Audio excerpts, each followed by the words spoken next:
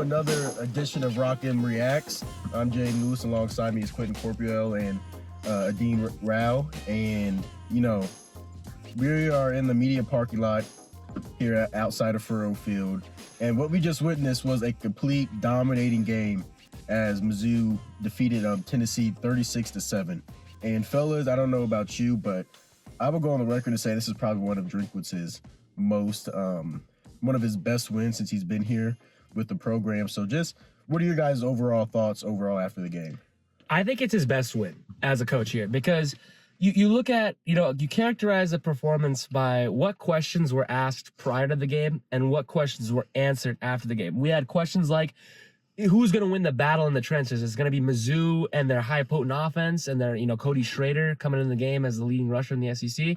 Or is it going to be, the Tennessee defense that's the #1 ranked rush defense in the SEC, only allowing 97.8 yards? That question was answered very swiftly. I mean, Schrader put up 205 yards rushing and, Cook added 55 more of his own.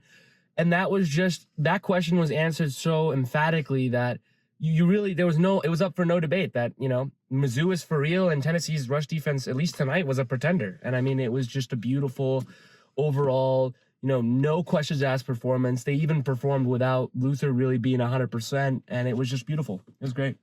Mizzou, specifically Eli Drinkwitz, has talked a lot about playing a complete game and how they had yet to play their best football, even after very dominant wins over Kentucky and South Carolina. When people asked them if they felt they had played a complete game from start to finish, they always said no. And while I don't think a perfectly complete game is possible, this was the closest I've seen to a perfectly complete game from start to finish, from wire to wire. I guess you could say they started slow because there wasn't a whole lot of scoring early on in the first quarter, but everything after that, Mizzou completely dominated. And they hadn't really kicked anybody, like a really good team's butt like this ever. One stat that I found when trying to find something cool post-game, the AP poll was invented in November of 1934. And since that time, this is the largest margin of victory over an AP top 15 team since the AP poll was invented. The closest was 27 against, I believe, Oklahoma State in 1975. So Mizzou has never beaten a team this good, this badly. And honestly, it was really fun to watch. We're going to break down both sides of the ball in a second, but both sides of the ball played exceptionally tonight. And going off the AP poll, I believe this was the first top 15 AP matchup at Furrow Field since 1979, where number 4 Texas beat number 5 Mizzou 21-0 here at Furrow. But totally different result here tonight. And just talk about just how dominating this was on the offensive side of the ball. There's one player that really stood out today. I mean, 207 rushing yards, 205 net rushing yards on the ground off of 35 carries, which is a lot. But he also had 116 receiving yards through the air off some chunk plays as well. Just Cody Schrader, we all know his story, coming from Truman State, a Division II running back, and now being the leading rusher in the SEC. So just what do we have to say about, just him in this game and just the overall season, especially from the steps that he has taken last year as well? I mean, you can't really talk about Cody Schrader's performance tonight without talking about how absolutely dominant the offensive line played.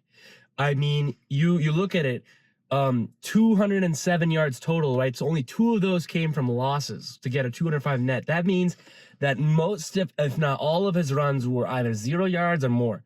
And that is a testament to how well that offensive line played today. I mean, every single play, you look like you could run a freight train through that hole that they would create. And most importantly, Cody Schrader, Javon Foster talked after the game, he's so good at cutting back on those outside zone plays that, Coach Drink and Kirby Moore look for that from a running back all season. And he really just did it to the best of his ability today. And he really just, to do it against a team like that had been coming in so hot on the rush defense coming in, it really just is a testament to how hard he works, how hard he plays. And, Drink said it after the game. I mean, you really have to sacrifice your whole body to tackle him. And he sacrifices his whole body to go at you.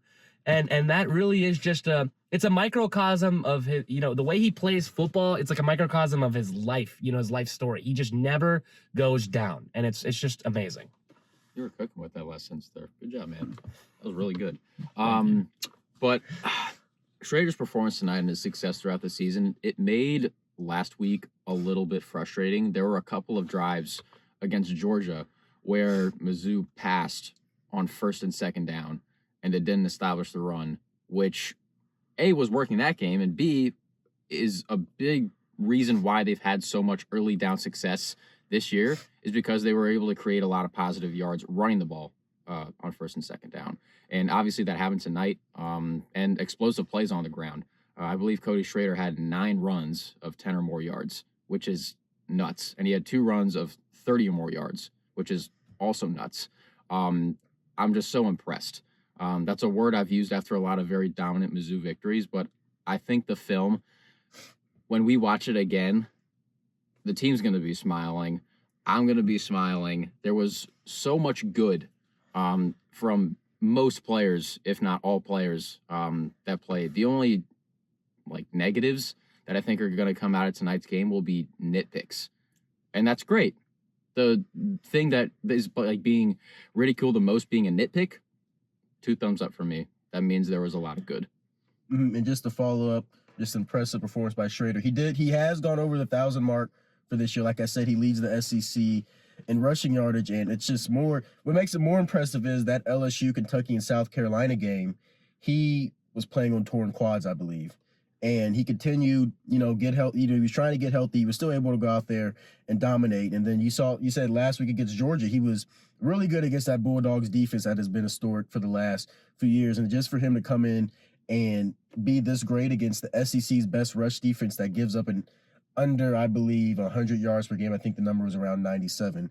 Just a phenomenal performance by Schrader. I don't remember a Mizzou running back in recent memory that ran this hard. Tyler Beatty, his season in 2021 was outstanding, but, he's just such a bruising runner, Schrader is. And, to flip to the other side of the ball defensively, Tennessee came in here with the SEC's best rushing offense, and we know, of course, that they can hit those deep balls because Joe Milton, he's just a naturally gifted athlete with the way he can throw the ball. But Tennessee on the night, Milton had the most rushing yards for this team, 36, and they have a 3-headed, back system with Jalen Wright, Dylan Sampson, and Jabari Small, and they all really didn't do nothing. I'm looking at this and just looking at, I think they combined for 47 yards total, those 3 running backs. So just what do you guys think of the defensive performance tonight, especially within the trenches?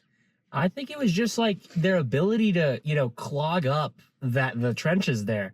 And it was more so plays with Darius Robinson, guys like that are so good at and it definitely could be attributed to his experience playing on the inside, on the outside there. He could just really clog up those holes and make it so that most of their runs were just not really finding the second level.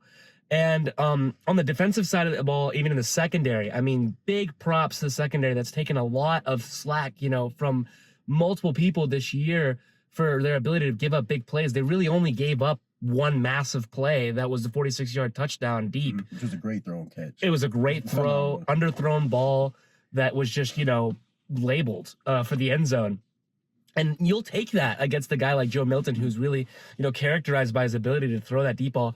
I mean, as far as a word that, after the game, Jalen Carlisle was talking about how he didn't even realize that the number was so low of 83 rushing yards allowed. And of all people to realize that, it would be the defense. But I mean, it was just, that's how hard they were playing. They weren't worrying about the stats. They weren't worried about the yards they were getting up. They were just, head on trying to take them down. And they did. I mean, it was perfect. And I think game script had a good bit to do with this. Tennessee was down by a lot later in the game, and you're not going to want to take your time and try to pound the rock when you're down by a lot. And a lot of that had to do with Mizzou taking a lot of time off the clock with possessions. Their time of possession almost doubled Tennessee's tonight. And honestly, that's a really great defense because it's pretty hard to score when you're not on the field. And that's exactly what Mizzou did to Tennessee tonight. Their time of possession, I believe, was 39 minutes to about 20 for Tennessee. So I think they did a really good job of not just sustaining drives, but finishing. I think there was a drive in the first half where it was, how many plays was it? 20. It was a 20-play drive that ended in a field goal. And I think we were all feeling like, you're going to end in a field goal if you're going to take 20 plays to do it. But first of all, KU took 20 plays to do a drive, and they didn't even score any points. So there's that. Didn't win today either. And they also Did didn't not win today. today. They did not win today. They also did not win. You know, you hate to see it, but most importantly, you love to see it. And it's just a great day of ecstasy for Mizzou fans, honestly. And I'm just so here for it after such a roller coaster 24 hours. Roller coaster 24 hours, meaning that one team lost. And one team won. Volleyball won. Women's basketball won. Women's basketball might win tomorrow. That will be fire. That'll be hopefully a great weekend. I'm looking forward to it. I'm going to St. Louis tomorrow. Oh, yeah. You lucky duck.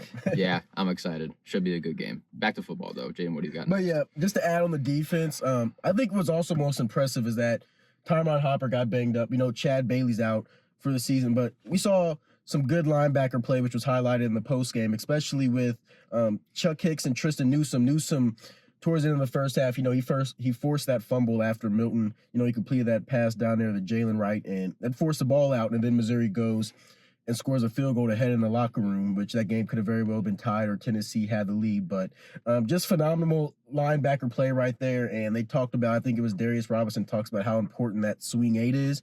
And so for just to have two linebackers also step up behind just the phenomenal linebackers you already have, I think that just added on just how great this defense is, the depth that we've talked about kind of all season with that.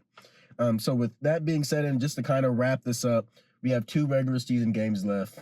Florida at home, then you go to Arkansas, and then you see, what happens with the bowl committee and what they decide. So just kind of looking forward, what's next for this Tigers team? What is left out there to be accomplished moving forward? So I was actually in the line to get food in the press box, and it's a glorious time. And I got the chance to see there was a Citrus Bowl representative here tonight. And after tonight's performance, a knock on wood. There's no wood here, but if there is wood, I would knock on it. Hopefully he got a good look at Tennessee today, because the Tigers should be shooting higher. And like Drinkwitz said after the game, next week we got senior day, and that's our bowl game. Next week is Florida. I mean, it's just eyes ahead of looking at the one game you got and scheduled, that 1-0 mentality that has gotten them so far this season. They got to continue with that. And Florida's a good team. They got very talented players. They recruit so well. So, on the athletic standpoint of the ball, they're both going to be very well matched. Drink is going to have to outcoach Billy Napier, which he did not do last year. So if he can do that this year, that's a big sign of evolution from him and this whole Tiger team. Yeah, Dean stole my answer, which is great because great minds think alike. But it's literally the same thing they've been doing every week, the same thing they've been preaching every week, which is go 1-0. Nothing's really going to be different. Yeah. Because it's led to a lot of success, and B, having a really short memory is really great in sports. They could have easily just dwelled on the Georgia loss. They could have just talked a lot about, oh man, now we can't go to the SEC championship game. Now we can't win a national championship. They didn't. I'm glad they didn't, because that's how you move forward, not just in sports, but with life. If you dwell on the past, that could affect the future. So going 1-0 every week, I think, is going to be the most important thing for Mizzou. And although Florida and Arkansas, I think we would both agree, are not as good as Tennessee. Pretty beatable. Beatable teams. Beatable. Very, very winnable games. Plenty of teams throughout college football history have had sights set very high late in the season and lost really dumb games. Adeen's beloved Pittsburgh. West Virginia, baby. They've been ruiners of hopes and dreams of playoff contenders and very high bowl teams that had very good bowl aspirations late in the season for many years. Shout out Louisville. And Utah's been that way over in the Mountain Zone. So you're going 1-0 every week, I think, is going to be very important. And the path to 10 wins, potentially 11, got a lot clearer after today. Yep, and that all starts with going 1-0 against these Florida Gators. That'll be here in Columbia at 6:30 on ESPN next Saturday. So for the football side of things, another Rock M Reacts will return following that game against the Gators. Parker will be back with us next week. But, for now, it's me, Quentin, and Adeen. And, thanks for listening, and go Tigers. Thank you, everyone, for tuning into Rock M Radio, a proud partner of Fans First Sports Network. If you enjoyed this episode and would like to see more just like it beamed directly into your personal device, just click the subscribe button below. Beep. And you can find this podcast through the Apple Podcast app or for iPhone, or the Google Podcast app for Android, or whatever app you use to listen to your podcast. We are also available on Spotify. Just search for Rock M Radio.